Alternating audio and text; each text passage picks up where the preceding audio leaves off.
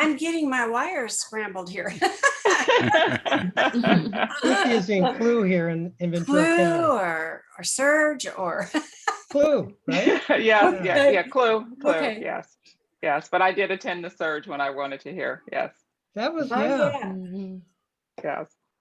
Linnea, you're probably dreaming little squares, right? Oh, yeah.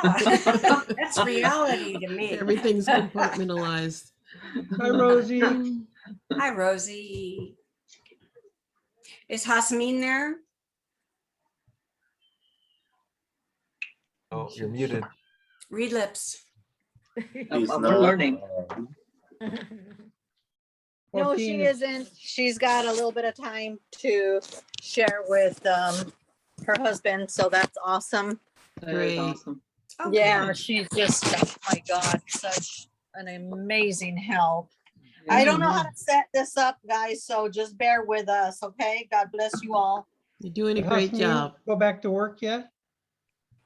Huh? Did Hasmin have to go back to her job yet? Not quite yet. It's very close. Oh, Keep her in gosh. prayer. And keep me in prayer. How are you Yeah. doing, Michael? How are you feeling? Great, great. Praise God, because I've been praying for you, bro. Thank you. Michael, What's was your COVID diagnosis deemed to be a false positive or I just a couldn't even, I said that to my doctor. I had another doctor visit today and I said to her, get this positive, and then 6 days later, same test, same lab, everything, I get 2 negatives. Does that mean it's a false positive? And she said, It was not deemed. They don't know. she said, we don't know. She said, there's so much that we don't know.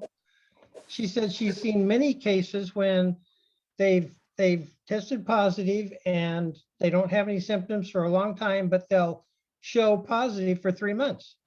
Wow. Wow. Yeah. I think 5 years from now, we're going to be so smart about COVID. We're going to know everything 5 years from now. Yep. Sooner than It'll that. be something else. Yeah, I Yeah, was gonna yeah. say, what about the subsequent pandemics? Yeah. We'll add Praise it to the, what is it? The Apple flu cider shot. vinegar. Gosh. Oh, there you go. Little apple cider vinegar, cure everything. Oh, yeah. If you can get it down. You're right. Pastor, that article that you posted was a pretty doomsday scenario, the 4 stages. Yeah, the fragmentation of the country. I don't know if I'm Black sold on oil. that. I just wanted to talk about it with people. Was that on Facebook?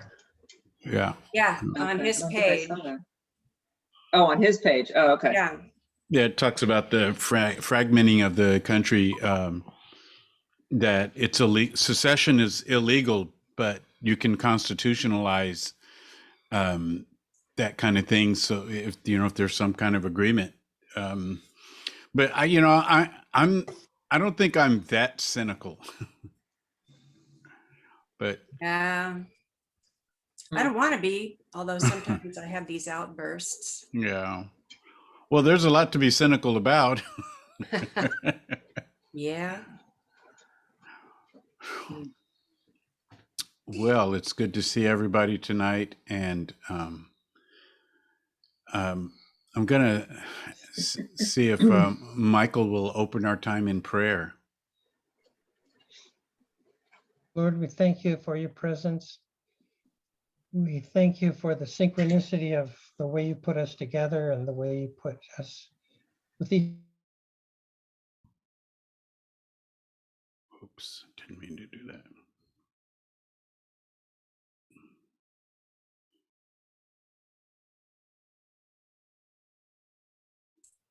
Michael, I accidentally muted you. Is that a commentary on my prayer? We felt the spirit. But Lord, we thank you and we just ask you to guide us and to help us have keen minds to hear Mark tonight and to just hold the tension between what we believe and what we're hearing from others. And let us have your eyes and your wisdom. Thank you. In Jesus' name, amen. Amen. Well, I think it would be really appropriate, instead of me introducing our guest tonight, if Linnea would say something about her brother. Well, he was born 11 months before me. You know, he teaches at Princeton Theological Seminary and has for how many years? And you believe when I start next year, it'll be 40. Wow. Wow. How many people work at one place that long? And yeah, I'm sure you have had many phases and chapters throughout that time. What else should I say? Well, you might mention it. At least 3 of his former students have been our speakers on Sundays. Actually, oh yeah, here, right. Or colleagues, several colleagues as well. We've had his students, when we were at Eastminster Pres, we had lots of his students as assistant pastors and people that- Can you name the ones that we have heard from? Boy, I'm having a hard time. Mark, the one who told me Oh, that you were her favorite teacher, I forgot her name. She was the youngest of the speakers. And she's in I think the religion department now, but she got her doctorate at Princeton and then joined the faculty. Oh, does that ring a bell with you, Pastor? I remember you saying something about that, but I'm blanking on the name right now. I'm sorry. I'm yeah, gonna me have to go too. through a file of notes this thick to All right. ferret it out. And then Ched Myers is one of his colleagues that he's worked with upon occasion. Nice. The Haunting of America. Well, we love Chad and Elaine out in these parts. So, yeah. Yeah. Anything else you want to say about him, Linnea? Any family secrets? Well, we had a period where we didn't see each other for a long time. You know, we were busy with our lives and just, he went to the East Coast, I went to the West Coast. Our little sister, 6 years younger, was in the middle. And so once in a while we started meeting there. It took us a while to sort of slow down and start having reunions and stuff like that. When before Lynn and I were married and we were getting to know each other, I got a copy of one of I think it was one of the first 2 or 3 books Mark wrote, The Executed God, about lockdown America. And I read that book and I thought, hey, I'm scoring getting into this family. Yeah, that was the first book I understood, I think, because he used to use more academic language than he does now. I mean, really academic. Yep. Yep. Oh, he was writing for the Academy, so that Yes. makes sense. Yeah. Well, let's all listen closely and watch closely as Mark Taylor comes on.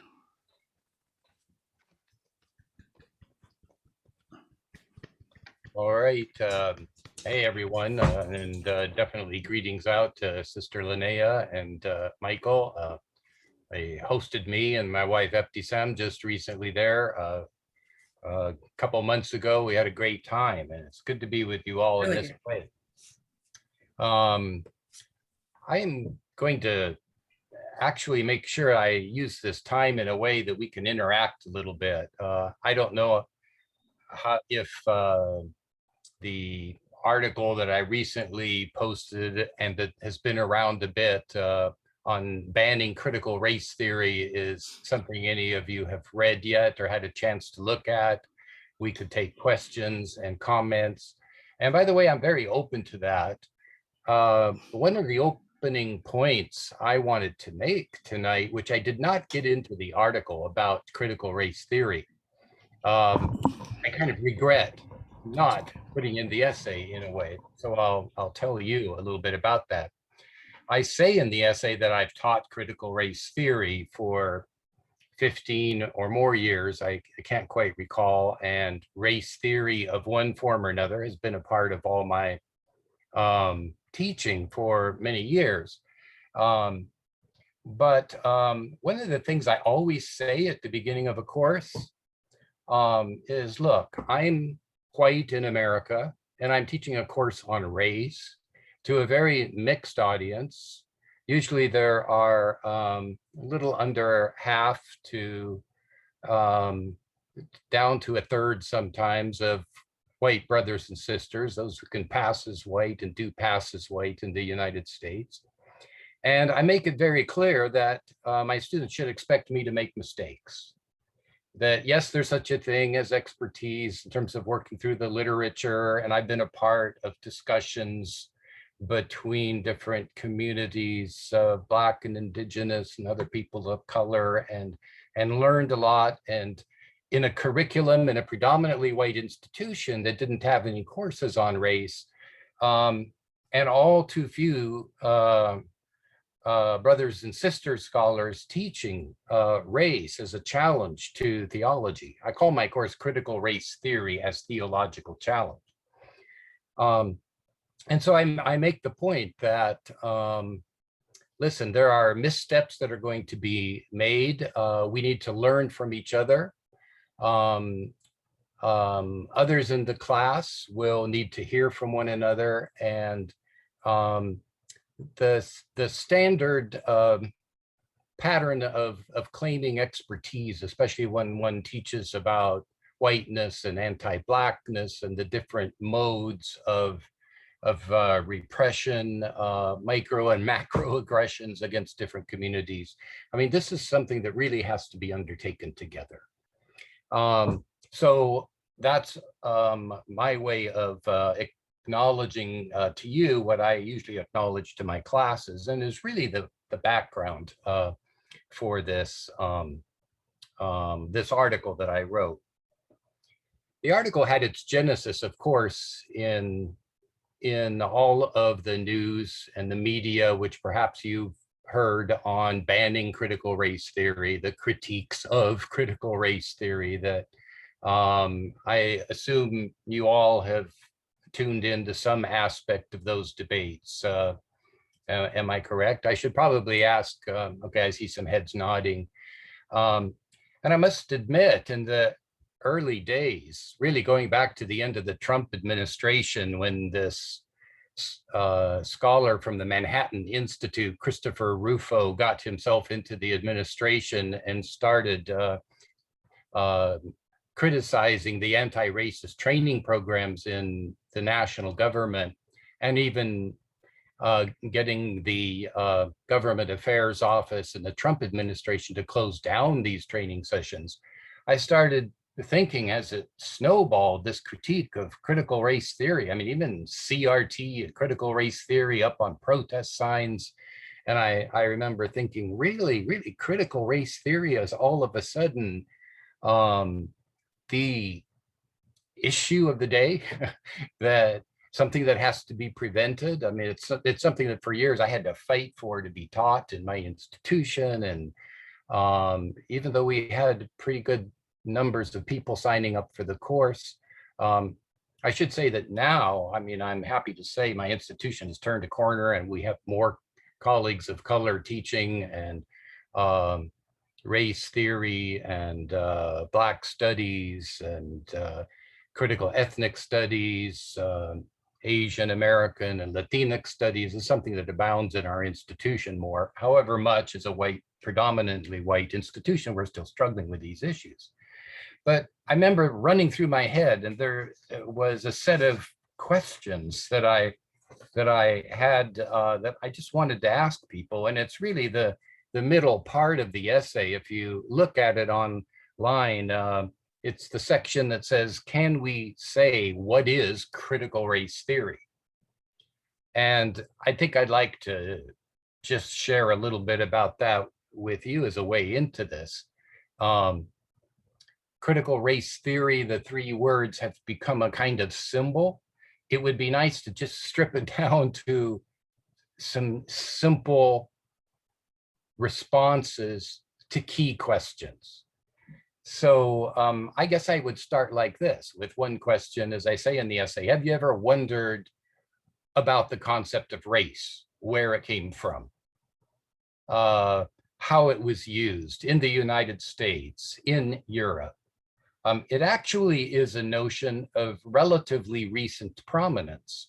While there's always been cognizance of skin color, even to the point of using it for evaluations of human persons, the notion of race and the system of races and set races really didn't occur until the early 17th or later 17th century, the 1600s, and really get locked in with the growth of biological species concepts applied to the human.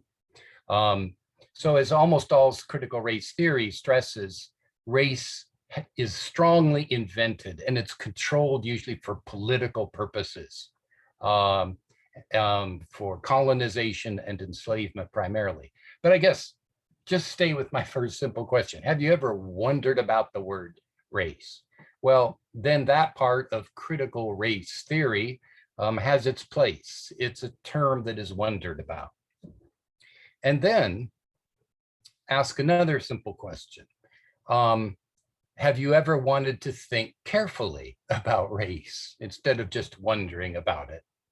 By thinking carefully, I mean reading about it, hearing somebody talk about it, talk with your colleagues about what it is, hear people's way of putting together the history of the concept, as I did just a little bit.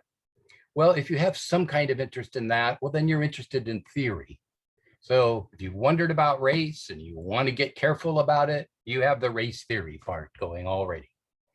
But then further, if you don't want to just work with received understandings of what race is, if you don't want somebody's ideology just poured into you, but you want to raise questions about what you're reading or raise questions about what you're hearing, then you're turning a corner that we can call critical. You're asking questions, okay? And if you're wondering about race, if you want to think about the race, the concept that you wonder about, and if you want to ask questions about it and get critical about it, well then in a very broad definition, you're into critical race theory. You are a critical race theorist.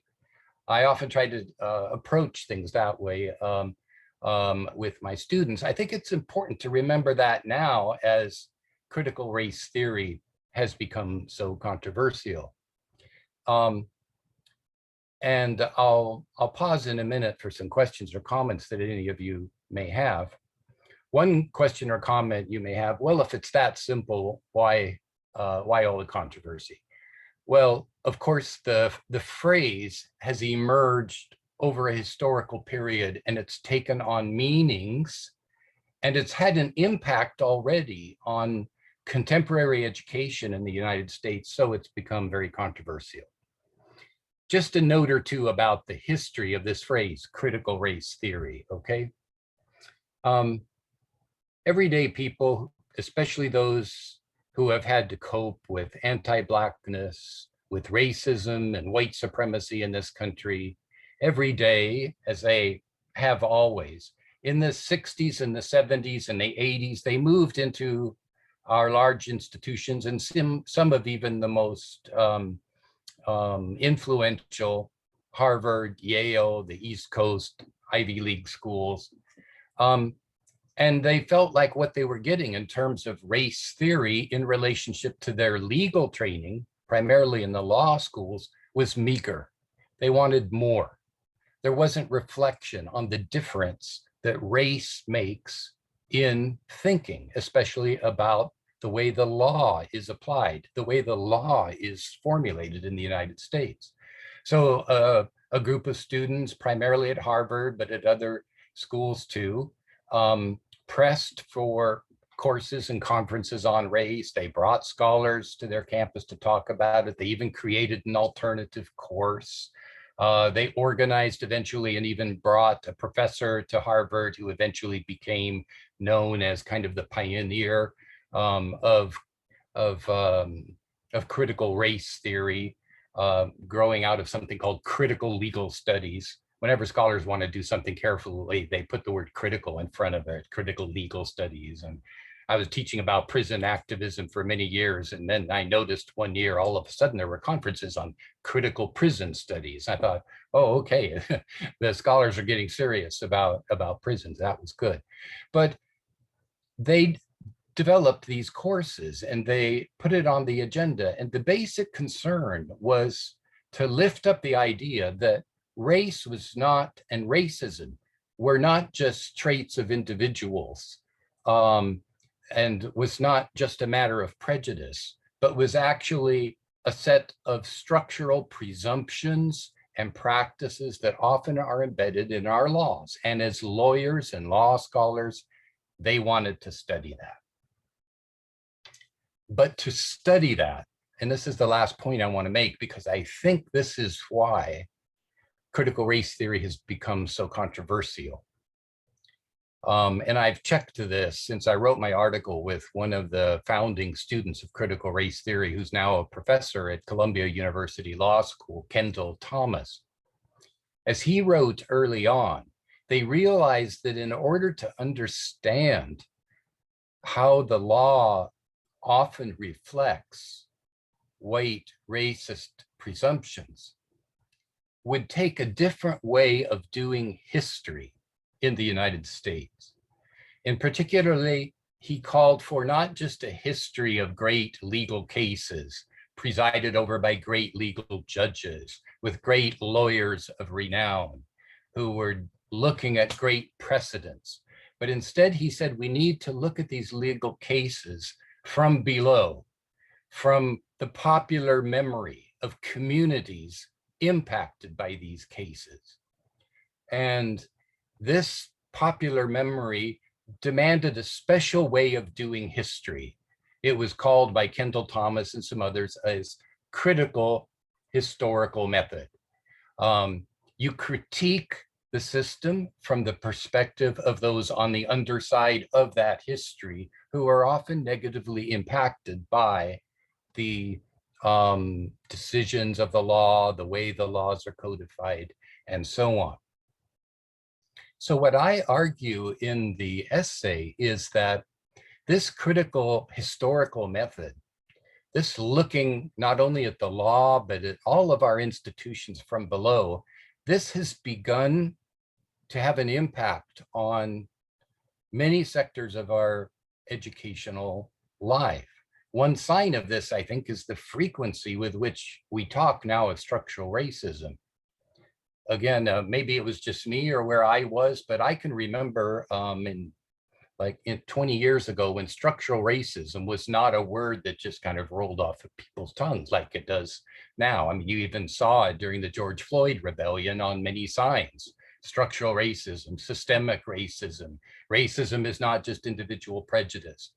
I think that this is one of the outcomes of not just scholars, but students bringing their concerns with the experience of racism into the classroom and listening to communities experiencing racism. It's a result of that history from below making its way into our educational institutions. And therefore, even though there are many who tend to say, well, these conservatives don't know what they're talking about, or people against critical race theory don't know what they're talking about when they make it the bogeyman, or as a number of critics put it, or the factor that most needs criticism.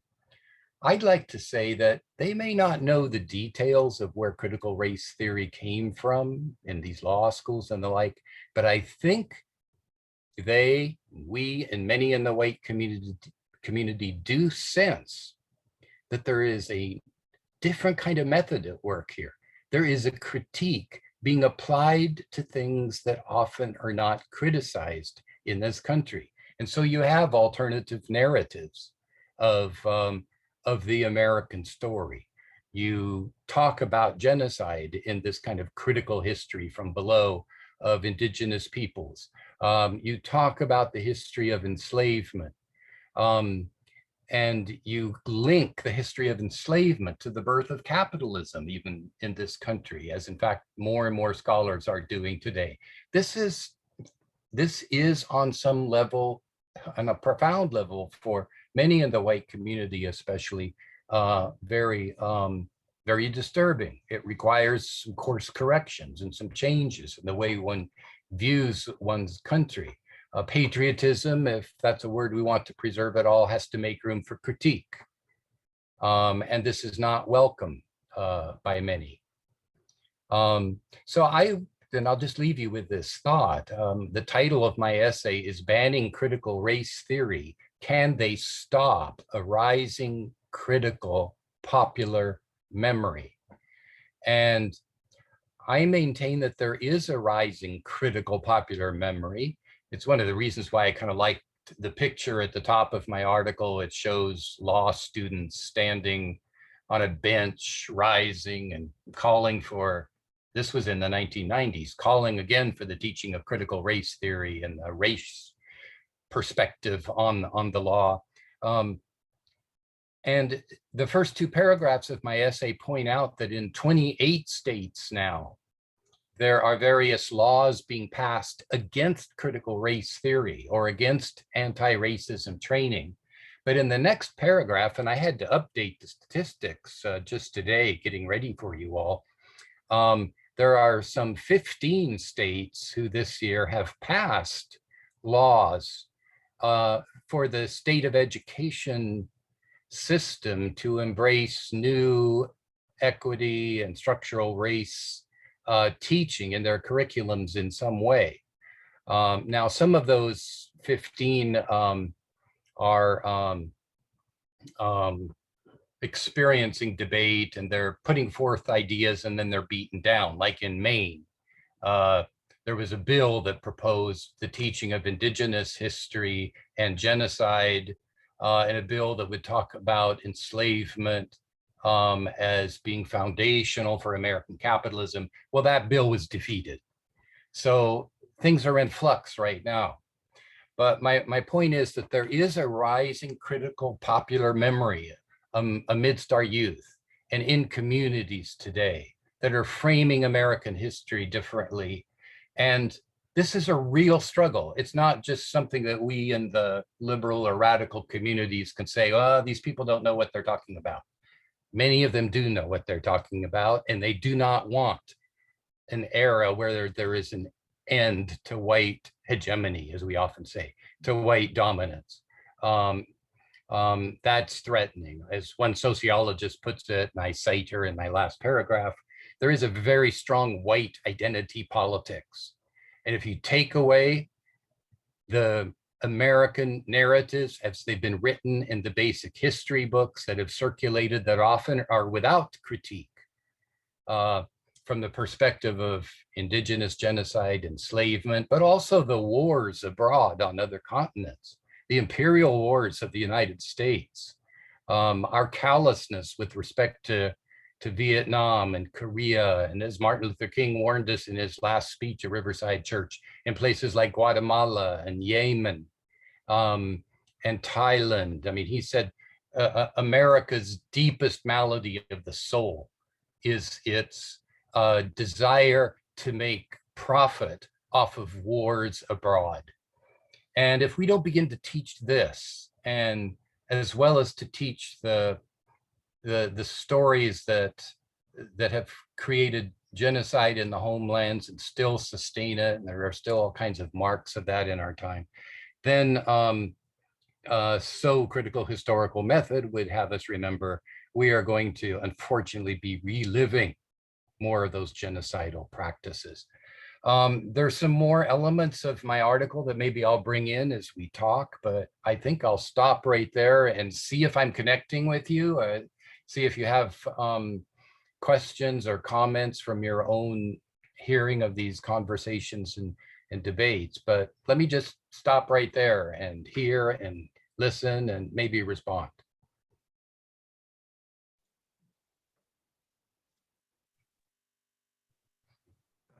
I'll jump in. It's okay.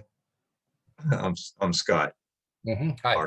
And I had to tell you quickly, for 2 years, when I dated my wife, Barbara, I lived across Lake Carnegie from you as administrator of a meeting center. So I'm envious, and except for the fact that it's like, what, 10:30 where you are. Right? Yeah. Yes.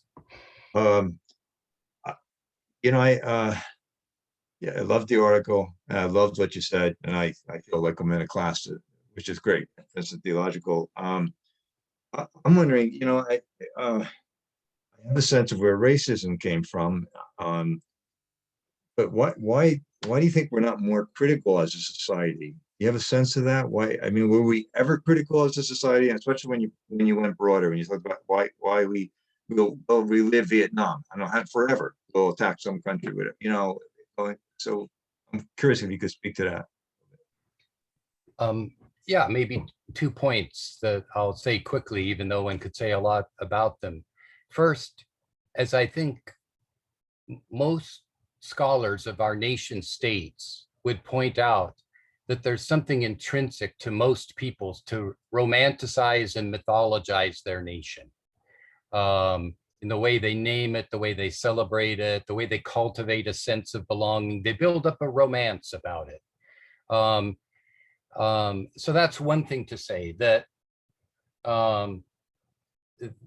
there is a near reflexive tendency in people, kind of an automatic tendency in people to value their site, their place, their land, their people, and then the way the nation often frames that.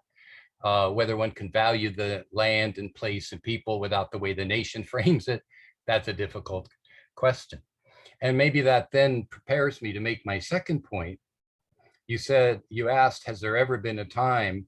I would argue that from the very beginning, there was critique, but it is continually downplayed. 1829, David Walker's appeal, straight out condemning slavery in the first 3 centuries of the country's life. Gouverneur Morris, a white, quote unquote, founding father, argued against slavery and the clause in the Constitution that would reduce slaves to 3/5 a person for the purpose of taxation and representation. And as many scholars of slavery point out, there have been resistance among slaves from the very beginning, inviting various kinds of solidarity, some failures in solidarity, but some successes too, across racial lines. And that is the legacy from which any critical resistance is nurtured today, I think. So, and the system has to be busy controlling that. I mentioned the slave and indigenous people's resistance and the resistance of people still pressing against US imperial wars today. And it's difficult. I don't talk about it easily because sometimes despair seems to rise up and meet us along the way of all of this. But I mention this because our governance systems know this, know that that resistance is there and has to keep silent about it and encourage people to be silent about it. You know, I said in some frustration at one point to some students, then sometimes the symbolic struggles are small, but I would like Harriet Tubman on which bill is it, the $20 bill instead of Andrew Jackson, who presided over the Trail of Tears in the movement of the Cherokee into Oklahoma and so much else. But the state has a way of commemorating things, of constructing holidays and ceremonies such that amnesia of our genocidal past takes place. So I guess I want to say 2 things. It's reflexive to be celebrative and to romanticize, even mythologize one's nation. But there has always been critique too, especially from those who experience the downside of that repressive formation.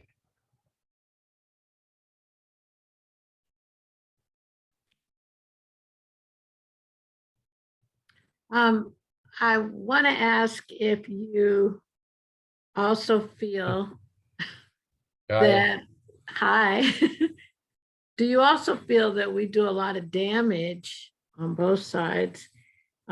History says we weren't allowed to learn to read, as, say, when we look at the racial part of slavery of any race.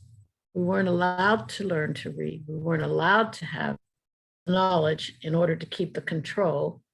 And then within our nations, when we start teaching even young people, elementary school, etc., we have that microaggression by not even acknowledging any of the history in the way that it was. So we're damaging the overall population, and we're damaging those that are even Black or American Indian, whatever. We're damaging on both sides. So then by the time you get into higher education, you've already lost a lot of people that could have held on to critical thinking. And as you say, there's always been resistance to not having classes I wanted to have in college, or not having, we were a small number. We weren't there in great number, and we had no power other than we were lucky enough to, as time moves forward and it gets better, we're in these situations. We're going to college, we're getting degrees, we're doing these things, but yet we only have a piece of the power. And I just think all of that kind of makes it a little bit more difficult for the critical thinking. Yeah, I hear you. And I especially liked your point about it's not just those who have been denied histories of their own people and the reading they need of what they endured. The white community needs this history too to understand itself. The public as a whole, for moving forward together, needs this kind of history. I sometimes feel like in my courses, my students come from many different theological perspectives, some of them different from me and others, that if they could just get some history, I'd trust them to deal with it theologically however they want to. But as you say, we just don't have the tools. I see students not having the tools, and so yeah, we do damage to all of ourselves in many ways. It's a helpful point. Hi, my name is Rosie. And Hi. Rosie, hi. Oh, yeah, I see you off to the side of my picture. Yeah, I'm on the side, so my husband can also listen and watch. He's in his Great. bed. Yes, hi, sir. I see you. Mhm. Say hi, Easy.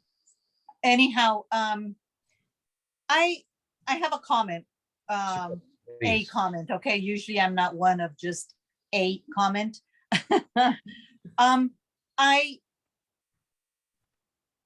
I really, how do I want to put this?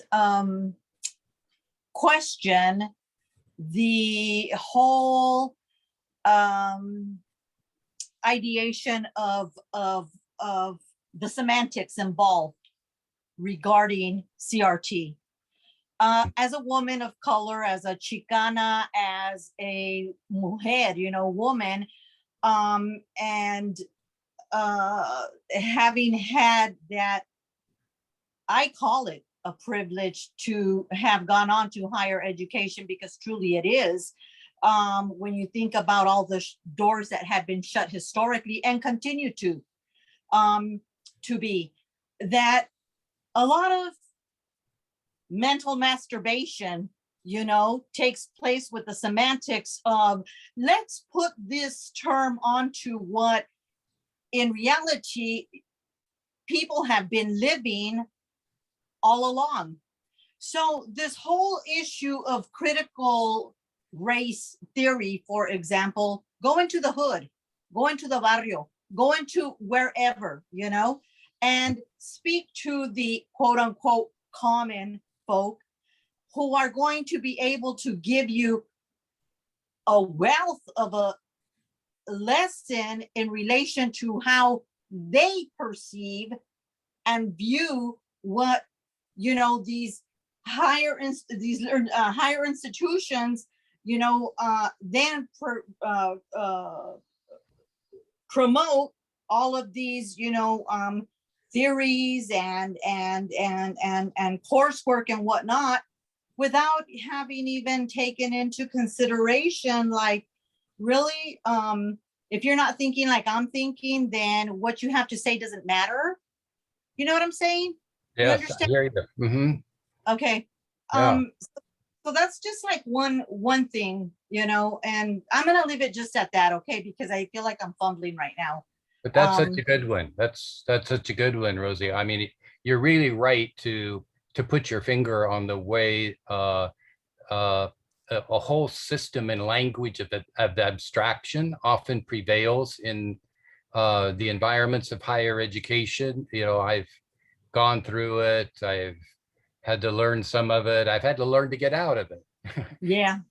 And one of the things that people don't know, though, about critical race theory is that it's one of the places, yes, it's had to get real technical because it started with respect to the law and learning legal codes, and that's technical stuff, and not a lot of lawyers know how to put it in common language. But one of the interesting things about these, Richard Delgado and as well as Kimberly Crenshaw and Kendall Tomas, I mean, what they did was they tried to reorient the academic study of the law to precisely the kind of people you're mentioning, to those who are in the hood, who are in the barrio, who are in the rural mountains. This is what Kendall Thomas meant when he said we need to recover the popular memory, not the memory in the law books of what he called constitutional memory, but the popular memory of what people on the underside of the law have experienced.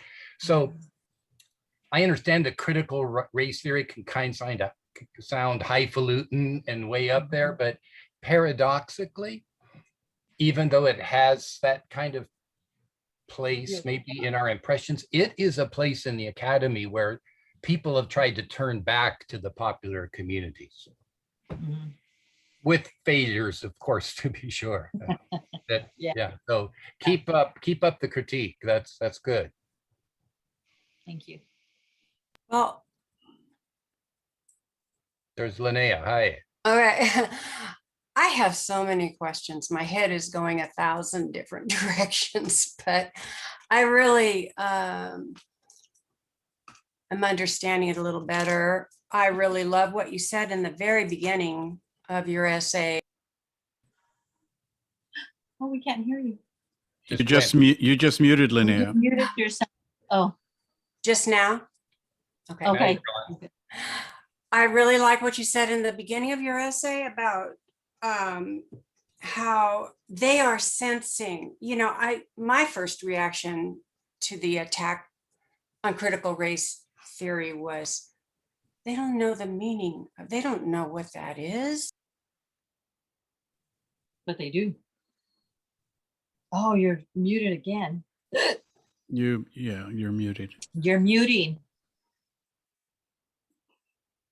Linnea, you're muted. There you go. I didn't touch it. Linnea, I've secretly learned to be able to mute you remotely. I don't know what you heard and what you didn't hear now. How far do I back up? All the way. Start over? Yeah, just start over. Start over. Okay. My mind's going in 1,000 directions. I'm not touching my mouse. Mute, mute, mute, mute. I love what you said in the beginning of the essay about how the people who have devised this attack are just absolutely frightened. And I think it's because of George Floyd and all the stuff that came out about structural racism, because then suddenly the history is getting Then around seen, is my point. that underbelly of life that a lot of most white people did not see, had no concept They of. just don't want to think about it. The concept has been Yeah, there. They're and in they don't denial. need to, yeah, either. And so, yeah, and so they're just trying to squash that. My question is, have you seen some of the things that the school boards are coming out with to regulate the behavior of teachers and what they teach, some of the lists of things that they cannot talk about because it's critical race theory, things like words like justice. Mhm. And there's a whole list of just words that you could use in a variety of contexts, but they're warning against them. I must say, though, that one of the lists that I saw was from Texas, someplace in Texas, and it was withdrawn from online shortly after being put up, but I've seen it elsewhere too. Just it seems like there's a potential for a lot of repression because of what's happening now. And I don't know what my question is there, because again, there are thousands of them. But what do you say to somebody who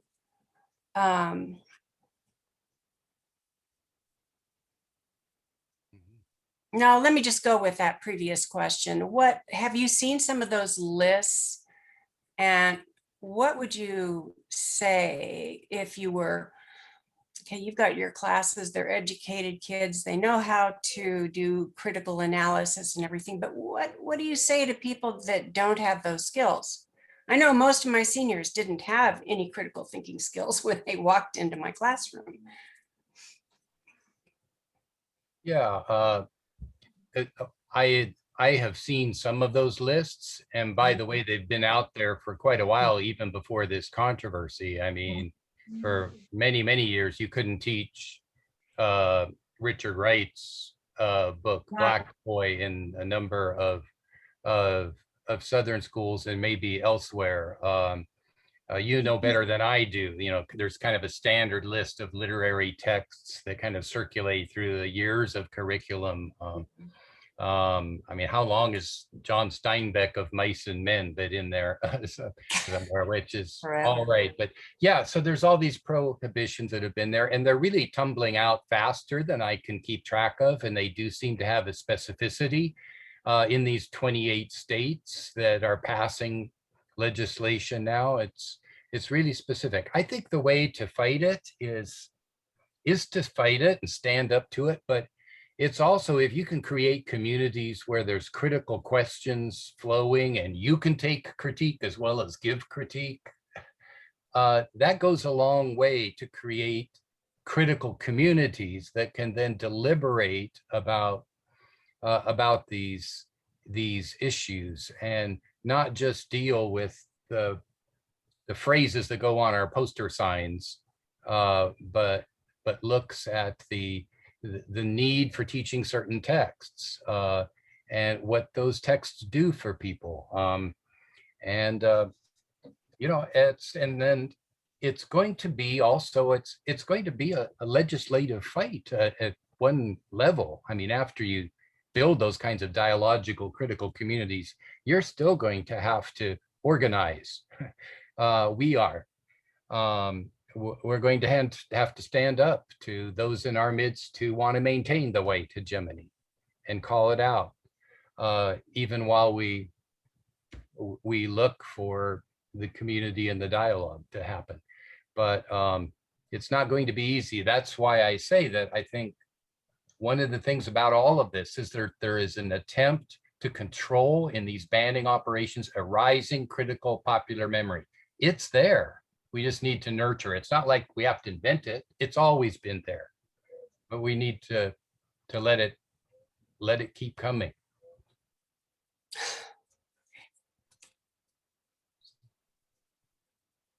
Michael's hand is up and Tanya's.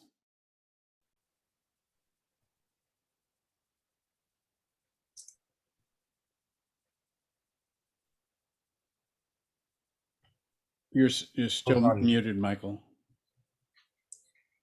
Michael, you're muted.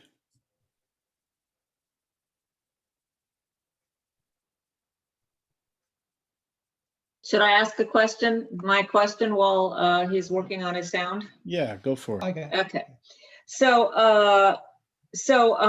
One question I had was just, and I probably just showing my ignorance, and this is probably an obvious question, but can you talk about the stake that corporations have in this fight against CRT? Yeah, I'm glad you asked that because that's another part of my essay that I did not cover in my opening remarks, but I think I would say it this way.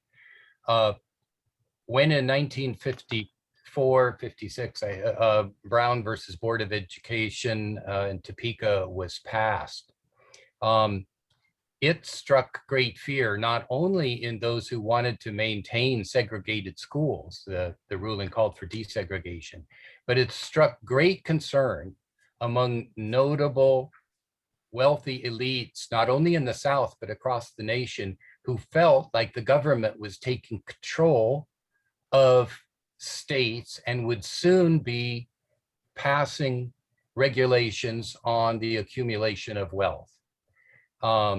There's a great book on this that I did not cite in my essay by historian Nancy McLean, MC capital Lean, called Democracy in Chains. She's a historian at Duke who's won many awards for this book. And it documents how at the time of the Brown decision, wealthy elites went to work, not only supporting private schools and vouchers for private schools, but also funding that in such a way that the government would not put any kind of limits on what these funders called their liberty to accumulate. The limiting the liberty to accumulate unendingly was seen as non-democratic, as violating people's rights, and they were able to blend that worry with the worry of those who wanted to guard segregated education. One of the biggest funders of school choice and a larger system of thought that corporations really like called public choice, one of the biggest funders of this over the decades has been Charles Koch and the Koch brothers.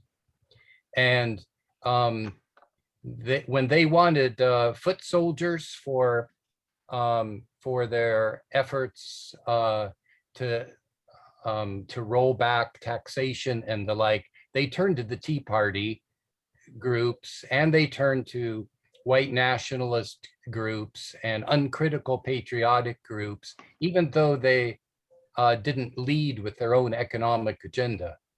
And so there is a very strong dimension of corporate concern here. By the way, just one other thing, I cite here the research done in North Carolina into those who are critical of critical race theory. One of the activists there in the North Carolina Board of Education says, this is not about critical race theory at all.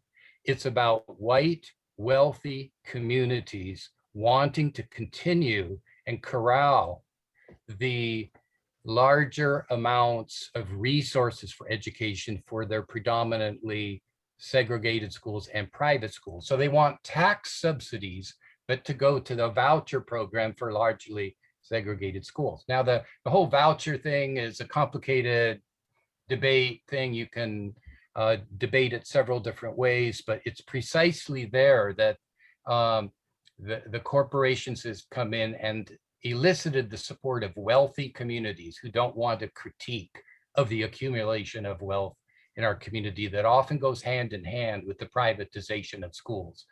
More complex than I can do justice to, certainly here tonight, but probably it goes beyond my pay grade pretty quickly. But I really would recommend this historian's book, Nancy McLean's Democracy in Chains. It's okay if I go now. I'm going to try to be quick. Joaquin had his hand up the same time I did, so I'm going to try to give Okay, him the time. 2 points. Mark, you just mentioned the marshaling, this criticism of CRT is part of an effort to marshal more resources for the privatization of education, to marginalize public funding of public schools. And I just think this is so overt. It's just another prong of this desperate attempt to preserve white supremacy. We have states that are enacting laws to keep people from their franchise.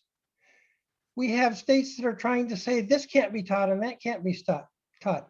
And then this diversion of monies away from the public school system. It's all very, at least to me, obvious that these are just manifestations of the desperation to keep white supremacy on the throne. That's my first comment. And then real quickly, Ernie mentioned how this sanitizing of our curriculum, this teaching of a false narrative of our history, and you affirmed that. And I just want to point out something that we probably already all know too, and that is overt and effective as this censorship was for centuries. There's a downside, in this last 50 years, I know personally, it was counterproductive. I'm a pretty moderate guy, my essence is, but I was radicalized. My first 20 years, I lived in a little town, went to a junior college, and then I came to the university. I started going to lectures outside of class, learning things in class. And I realized within months of being there at UCSB, I've been lied to. All those authority figures that put the narrative out there were lying to me. And I've been radicalized, and I don't believe their bullshit even today.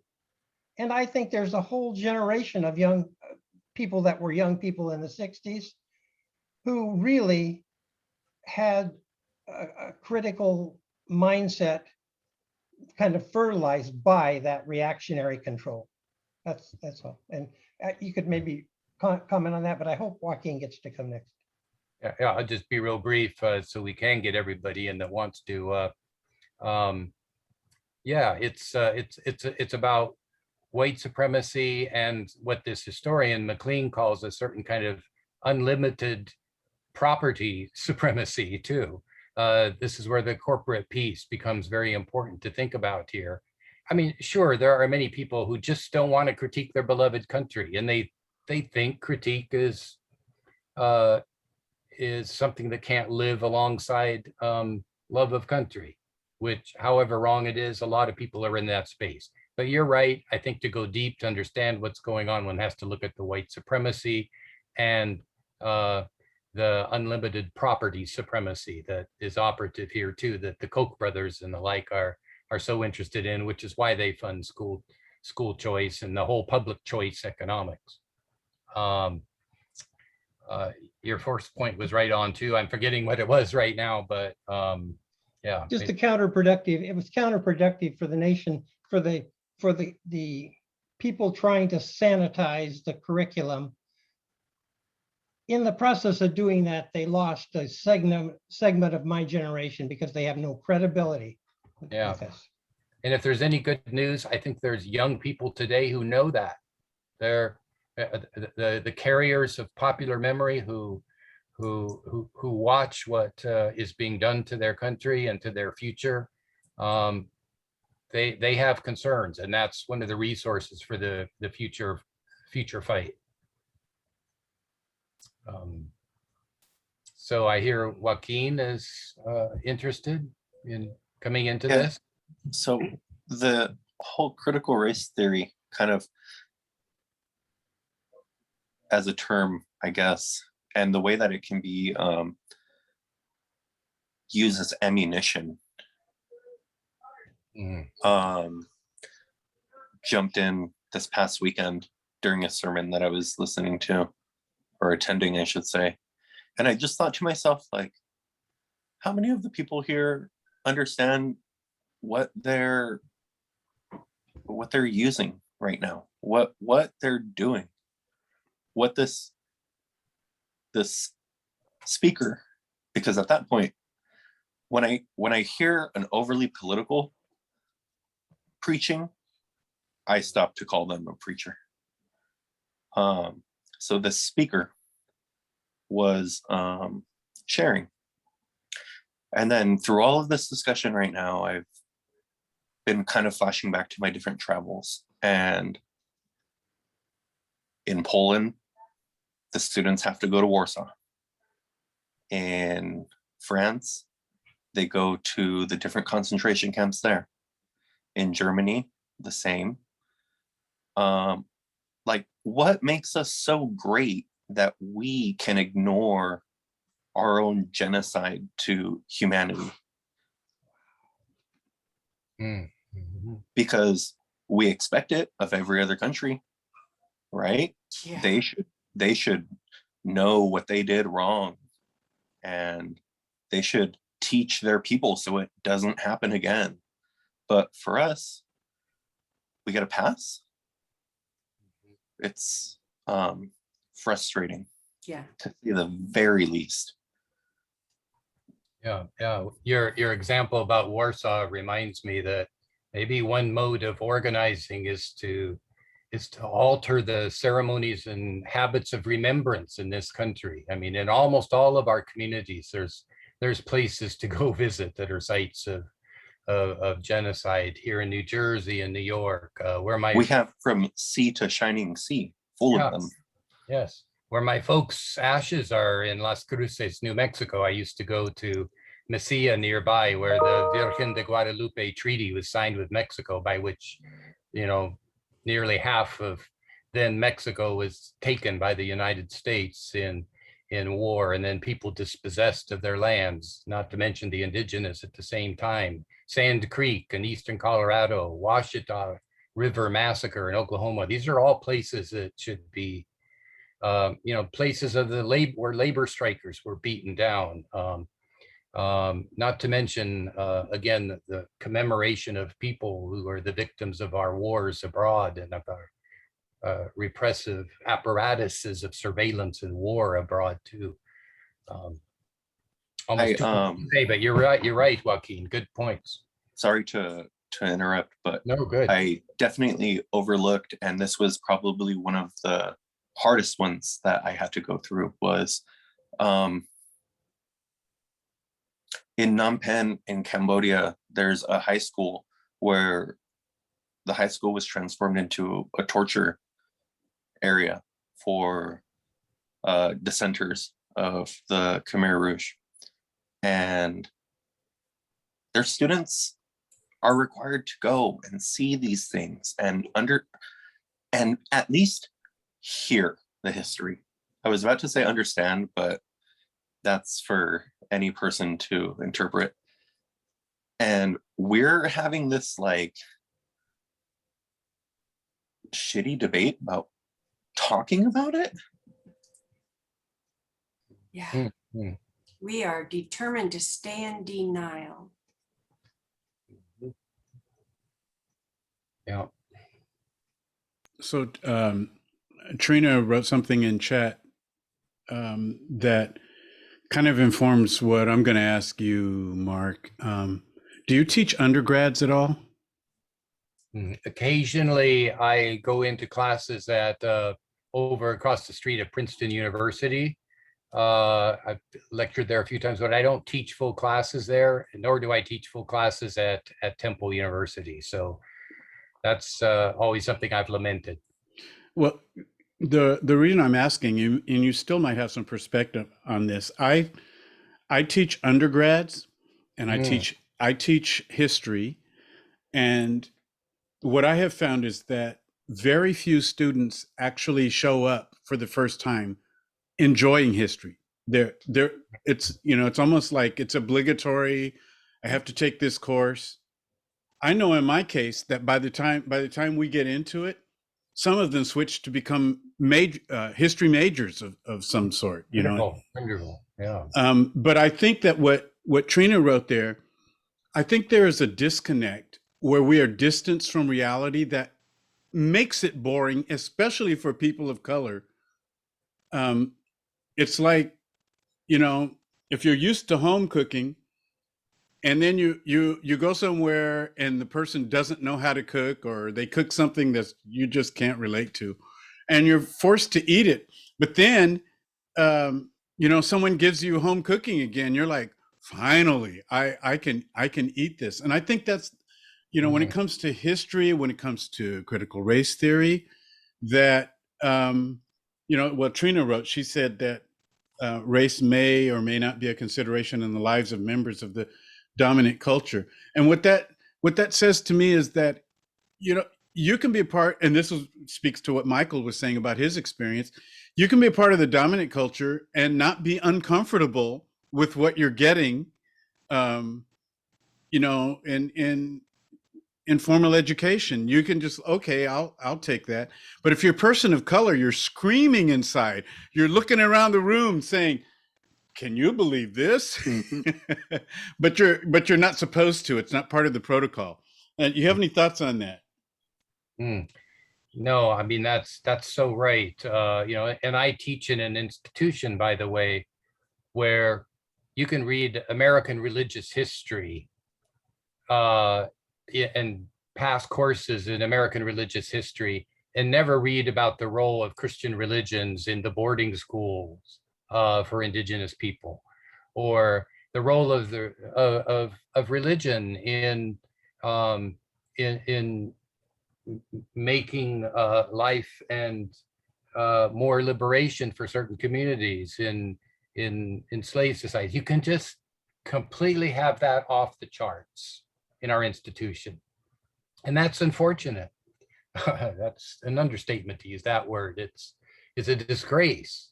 I mean, it's to not equip, if I could talk like a theologian a bit, it's to not equip our students to know what institutionalized sin looks like, as the Latin American liberation theologians like to put it. And if you don't know what that most formidable kind of fault in human history looks like, and what its lineaments are, and what its textures are, how are we going to talk about any kind of communal or institutional outbreaking of grace and redressive community, liberating community, whatever language one wants to use for that redressive period? Without a knowledge of all that, I mean, may the numbers of history professors teaching as you do in the undergraduate level increase. Again, I want to say I'm seeing more in the last decade and a half of students coming into the seminary aware of those issues and insisting that theologians deal with them, instead of just talking cookie cutter theology that's about personal salvation without any connect to those historical, social, structural deformations of our past. Until we do, there's really no experience of the greater grace, if I could put it that way. Joaquin's hand is up.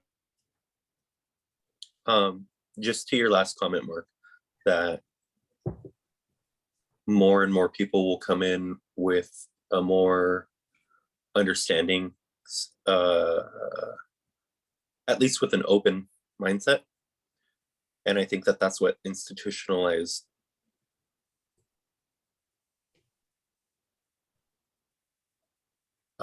churches are afraid of. Mhm. And I think that's a hard part, because you get your spirituality, but you have to pick and choose, I guess. Yeah. Yeah, the institutionalized churches have a certain codification of dogma also, and of ways of stating belief that often doesn't make room for the problematic, the attention to the problematic dimensions of our history. And so that's why I have, in my own understanding of what theology is, I've tried to teach a kind of discourse that isn't so constrained by dogma and doctrine, but more about the images and the arts of people that are trying to survive under the conditions of repression. The poetry, the singing, the song, the textiles, the novels. All of this is often more basic to people's spirits where they live than the dogma that gets cultivated and dominates the language of the institutionalized churches. So, Peter. Yeah, thank you for coming tonight, and thank you for your article. I really enjoyed it. One of the ideas that I think I was reading was the idea that social movement, the coupling of the social movement and critical race theory would have some kind of synergistic effect. And I was curious if you've given any thoughts to what that will look like. Maybe we're seeing it now, but it made me think, wow, I wonder, how far this can take us and what that might look like. Yeah. Well, to just, again, admitting that much of academic critical race theory has been very academic, I want to point out that one of the results of it was a reconnecting with communities of popular memory, which actually meant moving the places for reflecting on the law out into the community and trying to communicate about the law to the communities, holding law clinics. I know some law schools have legal clinics where the whole idea is that you get out into the community and you teach in the people's language. We have the same principle in our institution when we talk about field education, although sometimes that's all about just celebrating the institutionalized church site again. But I think we need to find movement groups that are parachurch, that are interfaith and ecumenical, that will open their doors to new forms of artistic expression that are on the front lines of justice-making work, and resituate our theology there. That's and a lot of my writing has been about trying to bring to the fore the movement character of Christian formation, of early Christianity. If you all have had Ched Myers here, I mean, Ched wrote his book on binding the strong man on the Gospel of Mark because he was very aware of the Jesus movement. I mean, faith in Jesus was a praxis of being in a kind of movement under a time of Roman imperial occupation with religious lackey elites living in relationship to the Romans and perpetuating religious ideologies that were stultifying as well. So, yeah, I mean, thanks for lifting that up again, Peter, because that was an important part of the essay.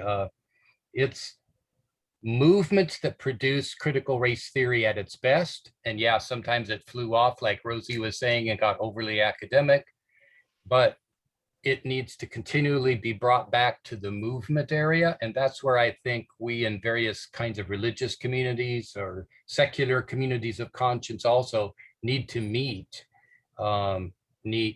people who are wrestling with these issues. Linnea. Yeah, I think there's a lot of hope in the younger generation, in the millennials and Gen Z, and because they had the internet. So they've got a head start over what we grew up with.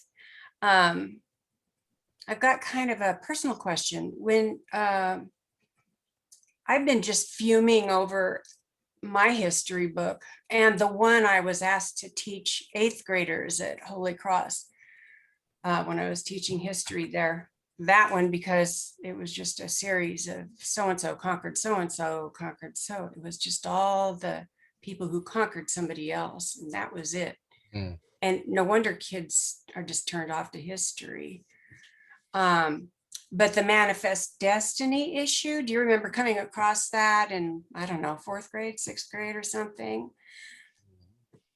And we didn't ask for, maybe you did in your classes, but in my classes, we were not encouraged to question anything. And I remember sitting there and just having this dissonance that I was hardly even aware of. I don't even know if I could bring it up to the super conscious level at that point, much less contest it in 4th grade. Yeah. No, most of us don't, which is why the struggle to get these potentially critical openings created in the educational system are so important. There are all kinds of, like you say, bad requirements now that are handcuffing, we could say, teachers and teaching about these things, but there are also new resources, right? You probably know about them better than me, where students are invited to contemplate using alternative kinds of curriculum about these matters, but they're very threatening also. You have to fight to use them, right? But yeah, I mean, in 4th grade, yeah, I remember all the manifest destiny stuff. It takes a while to outgrow them, if we do. And thankfully, we've had people around us who challenge us to do. But again, I bought it just so I could see what the Christian homeschooling movement history books were like. And there are these large books, and Manifest Destiny and American Exceptionalism are all right there on the cover, and they are affirmed as such. They are defended. So the struggle is still on. I wanted to ask. This is something that I think about often, think about quite a bit, and you being in the world of being being at a seminary, dealing with theology. Going back to what Michael was saying about having been lied to for, the early part of his education. I think that just about all of us were lied to when it comes to, our formal education. But when I have conversations with thinking Christians, who are in the mode of discovery, it feels like to me that I hear that it is painful, that it is agonizing, and I even have some of us know here, we know David Hayward. He wrote a book about if you're deconstructing how to communicate with your spouse who may not be there. He's written a lot of stuff about that. Well, for me, it was not painful. It was exhilarating, because what it said to me is that the American exceptional white hegemonic way of doing things is not the gold standard, which I intuited it wasn't in the first place. But to be given a more broad education, I'm watching colleagues and friends who are just like hurting. It's like, oh, this is painful to discover this. And I'm like, what's so painful about this? This is great. Right. So do you have any thoughts on that, Mark?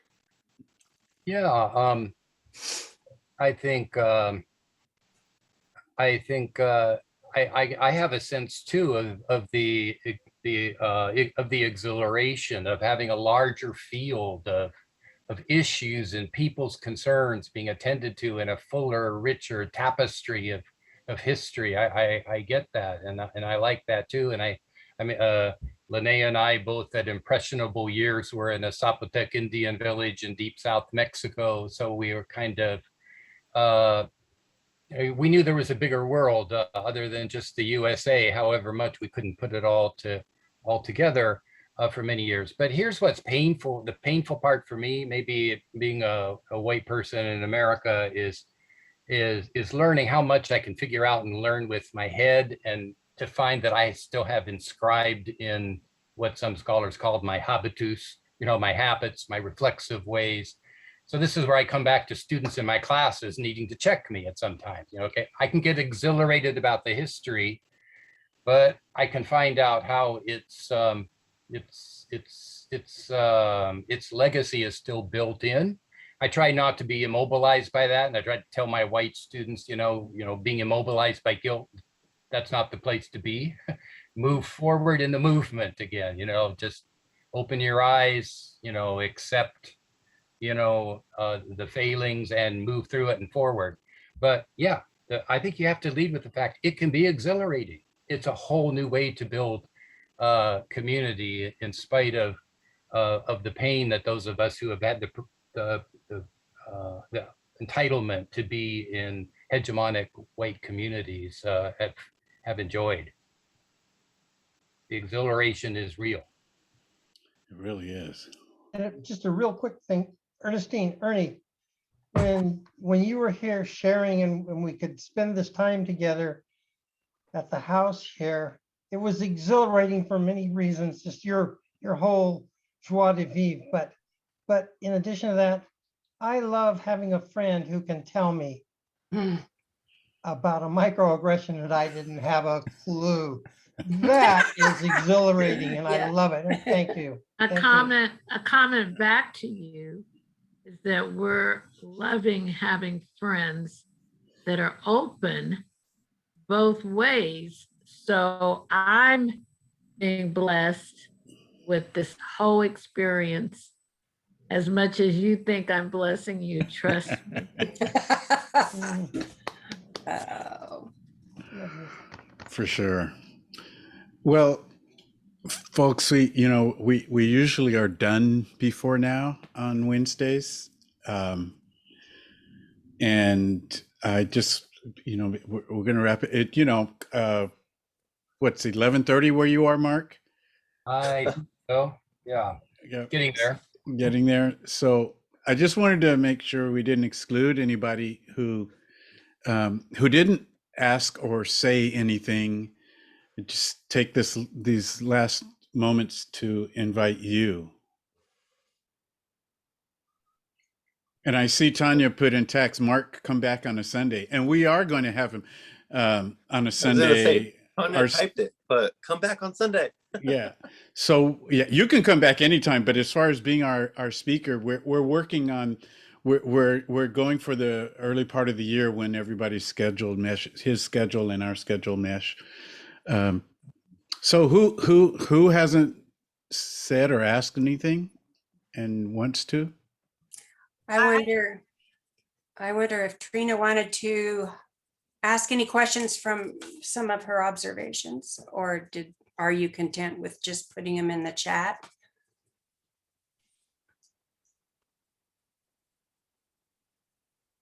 Where'd she go? She's there. Oh, okay. I appreciate the discussion and, being a researcher on CRT and education, I am often in the position of explaining regularly what that means and what that looks like for the schools that I work in and the schools that I work with. And, you mentioned earlier the property rights, and for, educators who CRT, they relate that to curriculum, and our curriculum in the education system serves as the property rights that exist.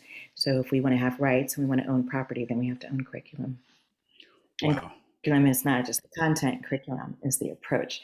So it's not just what we teach, it's how we teach. Wow. Very helpful point. Yeah. Yeah. Barbara was going to weigh in. Oh, I just wanted to thank you so much. I've been teaching history in public schools to 7th through 12th graders since the early 90s. And just hearing you say it so clearly after hearing it so much sound bites, it was just really, really helpful. And I feel like in some ways, the early 90s, we were almost in I don't want to say a more progressive place. Maybe it was the place that I was at in my particular school. It was in a larger city, but I feel a little disheartened that we haven't come farther and that we're at this place now where we're having these discussions as Americans across the country. But thank you very much. I hope you come back. Yeah. I'll be especially interested in what those of you who are in teaching think about, because I'm still trying to work this out, about the connections between this CRT controversy and the school choice voucher movement, privatization, and public schools issue. That's the way I'm hearing educators who are on the front line, and I mentioned this in my article, they say that's what a lot of this is about in some ways. It's kind of the hidden matrix of it. And I'm trying to get a hold of that better. So if anybody has some thoughts on that, shoot me a line. Well, yeah. Just a Two, question. two words on that. Betsy DeVos. I mean, Well, Yeah. but so like okay, never mind. You just answered that. all right. Anybody else? Scott, yeah. Mark, you're just an awesome teacher. And Yeah. I'm flying back and I'm coming to take some courses with you. Go for a walk. Did you mention Temple, by the way, somewhere? Temple I'm University? sorry, what? Did you mention Temple? Just that I have been around Temple a lot and have spoken to some of the classes there. That's all. Mhm. Oh, I don't know how we missed My that. daughter went there. My daughter got her BA there. Barb, here we are. Barbara and I met there. Okay. Oh, really? Wonderful. Okay. All right. Well, Yeah.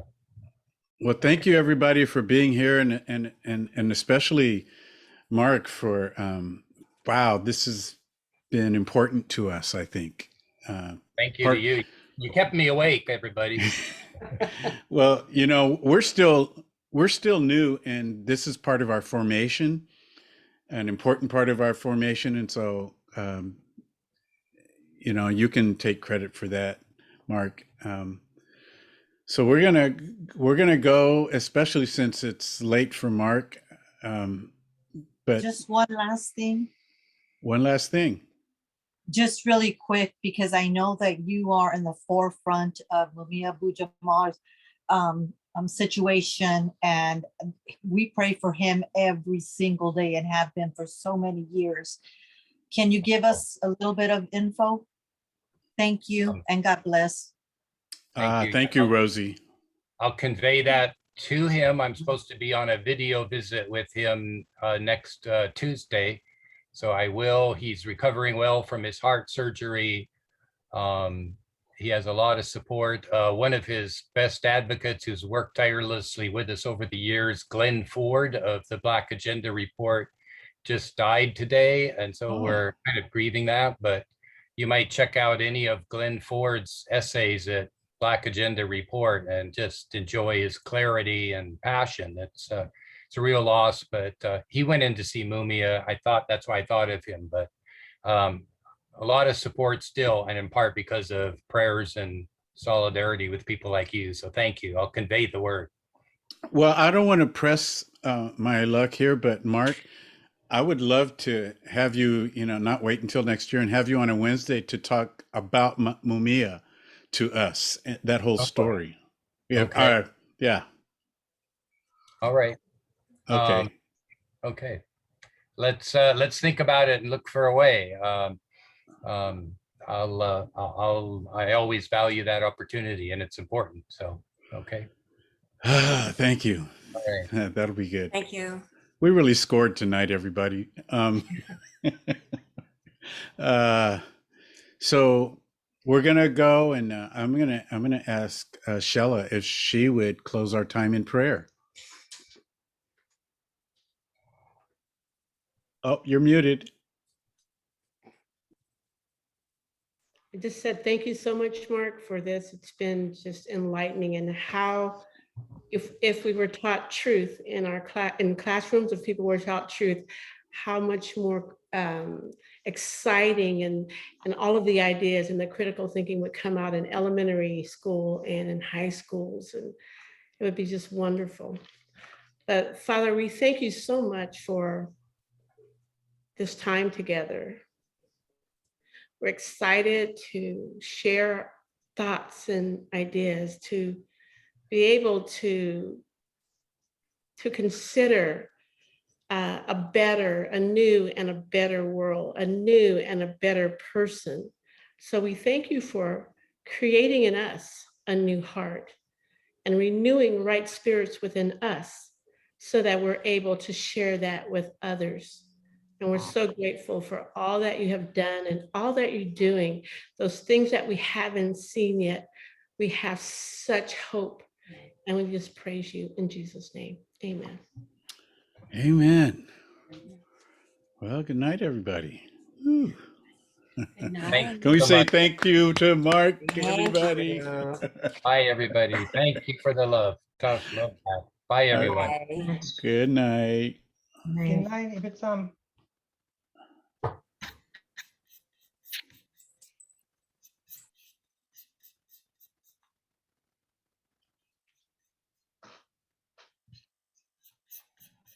Ernie, it's so good to see you.